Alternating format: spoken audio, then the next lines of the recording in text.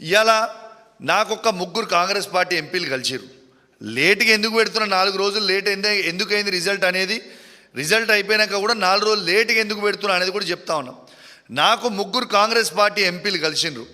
ఇక వాళ్ళు నా దగ్గర మిత్రులు కాబట్టి వాళ్ళ పేర్లు నేను చెప్తలేను, కానీ వాళ్ళు కలిసి స్వయంగా వాళ్ళు నాకు చెప్పింది ఏంటంటే, మేమందరం కూడా బీజేపీ క్యాండిడేట్కి ఓటేసినాం, రేవంత్ రెడ్డి గారు చెప్పిర్రు, మేము చేసినాము, మరి ఇది ఒకసారి ప్రెస్ మీట్ పెట్టి అందరికి కూడా చెప్పు అని స్వయంగా కాంగ్రెస్ పార్టీ ఎంపీలు, ఆ సంబంధించిన ముగ్గురు ఎంపీలు ఎవరైతే నన్ను కలిసిండ్రో వాళ్ళు చెప్పమంటేనే నేను చెప్తా ఉన్నా.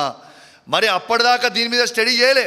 వాళ్ళు చెప్పిన తర్వాత నేను కూడా కాంగ్రెస్ పార్టీ నుంచి వచ్చినోనే కదా, నాకు కూడా కాంగ్రెస్ పార్టీ మిత్రులు ఢిల్లీలో, ఇండియా వైడ్ అక్కడ ఇక్కడ నాకు కూడా ఉంటారు కదా, వాళ్ళకు కూడా ఫోన్ చేసిన, అన్న ఏం నడుస్తుంది అన్న, ఏం చేసిండ్రు, ఏం కథ, ఏం నడుస్తుంది అని అడిగితే బాజాబ్తు 15 మంది ఎంపీలు అమ్ముడు వేయరు, ఆ 15 మంది ఎంపీలు అమ్ముడు వేయింది వాస్తవం, అండ్ల మీ తెలంగాణ ఎంపీలు 8కి 8 మంది అమ్ముడు వేయింది వాస్తవము అని స్వయంగా వాళ్ళ ఎంపీలు, నా మిత్రులు ఉన్న కాంగ్రెస్ పార్టీలో ఉన్న పాత మిత్రులు ఢిల్లీలో కావచ్చు, ఇంకా చాలా రాష్ట్రాలలో వాళ్ళందరూ కూడా నాకు చెప్తే నేను చెప్పడం జరుగుతూ ఉంది.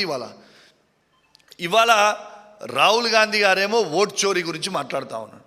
ఇలా ఓట్ చోరీ అవుతుంది ఎక్కడ? స్వయంగా తెలంగాణలోని కాంగ్రెస్ పార్టీ ముఖ్యమంత్రే ఓట్ చోరీ చేసుకొని బీజేపీ పార్టీకి వేస్తుంటే నిజంగా దీని గురించి ఏడవాలా నవ్వాలా నాకు అర్థమవుతలేదు.